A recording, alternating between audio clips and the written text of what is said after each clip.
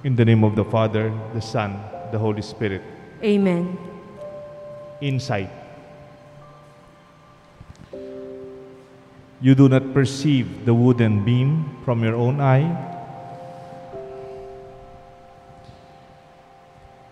From the perspective of eyesight, nakikita ng mata. Sometimes, it takes another set of eyes to see what we have. I notice there are many vloggers. Alam niyo po yung vloggers?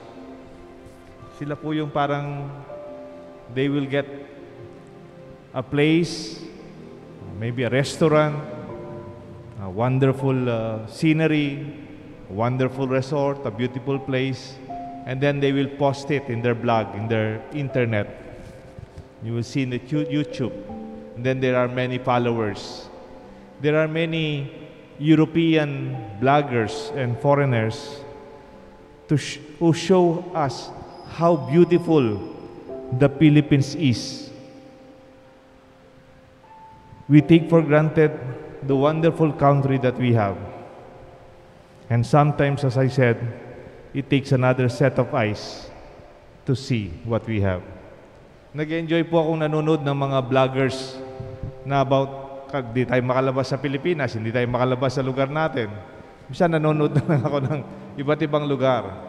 And interestingly, yung mga nag-promote ng Pilipinas, kung gaano kaganda yung Cagayan, Iloilo, La Union, Pampanga, restaurant ng Pampanga, beaches of Visayas, interesting places and nooks in our country, you'll be surprised. They're not even Filipinos.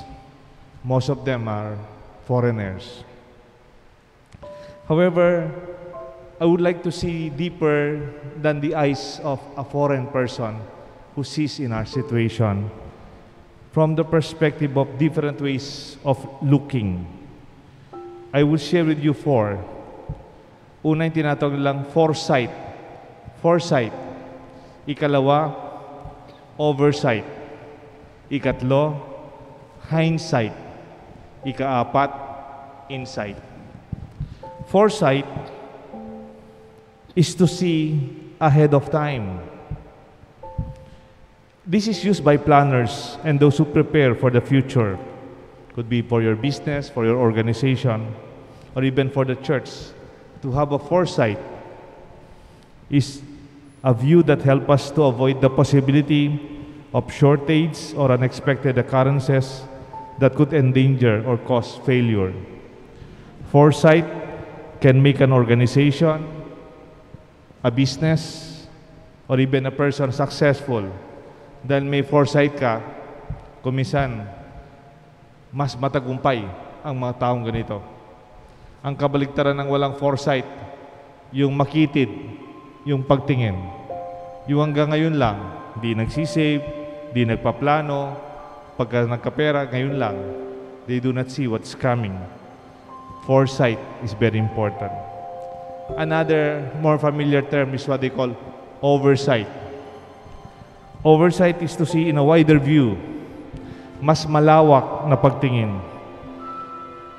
It's used for supervision in an organization and projects. Sa mga eskwelahan, may mga supervisor. Hindi lang isang subject ang tinitignan, hindi lang isang grade level. To supervise is to see the connection, how the organization and the different departments of an institution would work. To see the whole picture, the connections and the relationship from the various parts, from the stages of the project. If you are a project oversight, yung pagkasunod-sunod ng proyekto, how it will flow in relation to the different departments of the organization. Good oversight will make the flow of work and organization function better, more effective, and even more efficient. Kaya kung minsan, di ba, nag-aaway yung ibang department, yung budget at saka purchasing. Yung purchasing at saka mga teacher. Ba't wala pa yung supply namin? Tagal na namin na-request ito, ba't wala pa? Then when there's somebody who oversee, they connect the flow of the work. Oversight is also good leadership perspective. Malawak ang nakikita mo, ang kabuuan. Meron pa isang mahalaga, hindsight. Hind is the back. To see the way of looking back. To see what transpired, what happened, even to learn some lessons from the past. Hindsight is to know your past. Titignan mo kung anong nangyari sa nakalipas. Evaluation of previous decisions, actions, whether successful or not, will give us a better view of present realities. Pag magaling ka sa history, o alam mo yung evaluation ng nangyari last year, you could apply it to prepare for the future. Last year, konti lang graduation natin, konti lang preparation natin. This year kaya. So, it connects you not only in the past, but even make you prepare better. But this is the more important point of this gospel. Insight. Insight is to see from within. Kung meron kang foresight, may mata ka sa harap. Hindsight, may mata ka sa likod. Siguro yung oversight, may mata ka sa nakikitang lahat. Pero ang ebanghelyo ngayon, gusto niya magkaroon ka ng mata sa kalooban. This view is not physical, is not material from its perspective. Insight could mean looking inward to oneself. Hindi lang yung nakikita mo yung sarili mo sa salamin. Pag may makeup ka, ayusin mo yung buhok mo, o may puting buhok ka na, nakikita mo. It's not material. It's not physical. It's about an insight to oneself. You can do self-assessment, self-evaluation. Insight can be used to realities and situations and experiences. But I am suggesting in this gospel, here is a call for us to see ourselves from within. Sana una muna natin ang insight natin, pagtingin natin sa sarili. There are many people who are insightful. Yung iba, malawak ang pagtingin. Yung mga insightful people, malalim ang pagtingin. Hindi lang sa nangyayari, hindi lang sa sitwasyon, hindi lang sa karanasan, kundi sa sarili. When you are insightful about your person, you become aware, tawag nila self-awareness. Alam mong kainahan mo, alam mong pagkukulang mo, alam mo kung kailan ka nagkakamali. You don't need anybody to tell you maling ginagawa mo. Hindi ka na kailangan to be reminded by another person because you have your eyes set inside you. An insight to oneself. Do not perceive the wooden beam from your own eyes. Sabi nga ng gospel, remove first the log in your eyes, then you will see clearly. Tingnan mo muna ikaw mismo, baka ikaw mismo, sa pagtingin mo, you do not see clearly.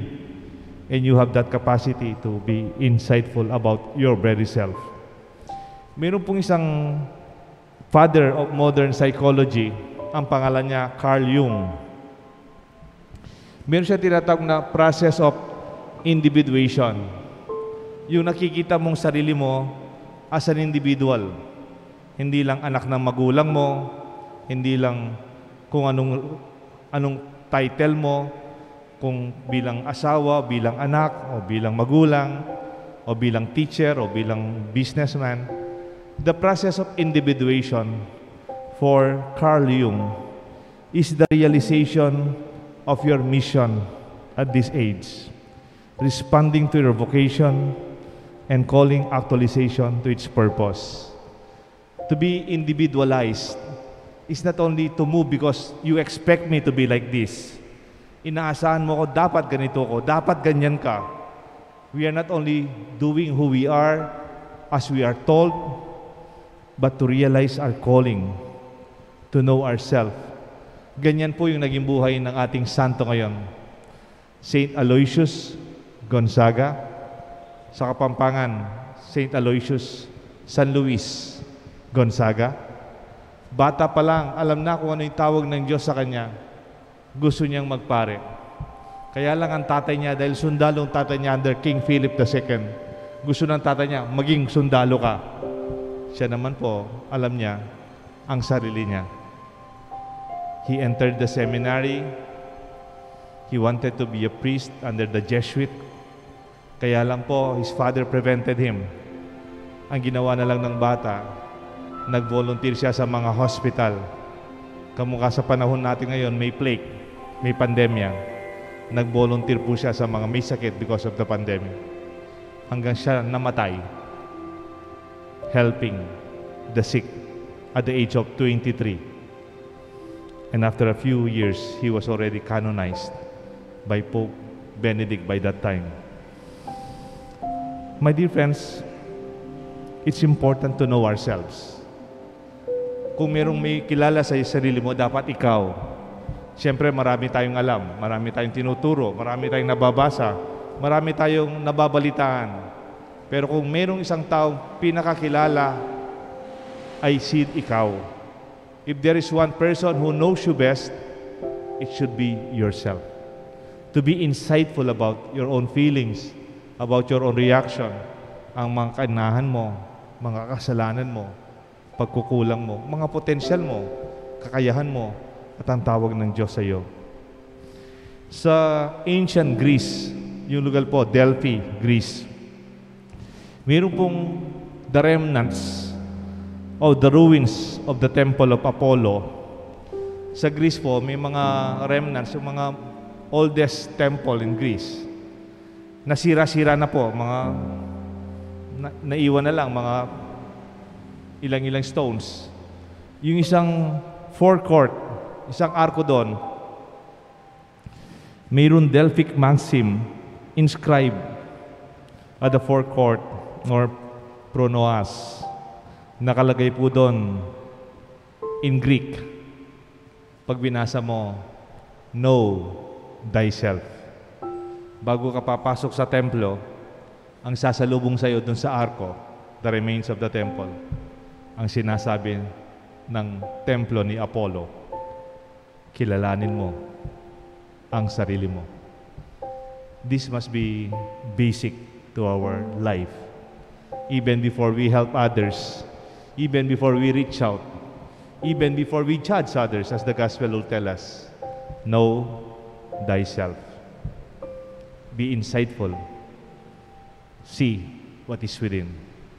May God bless us all, the Father, the Son, and the Holy Spirit. Amen.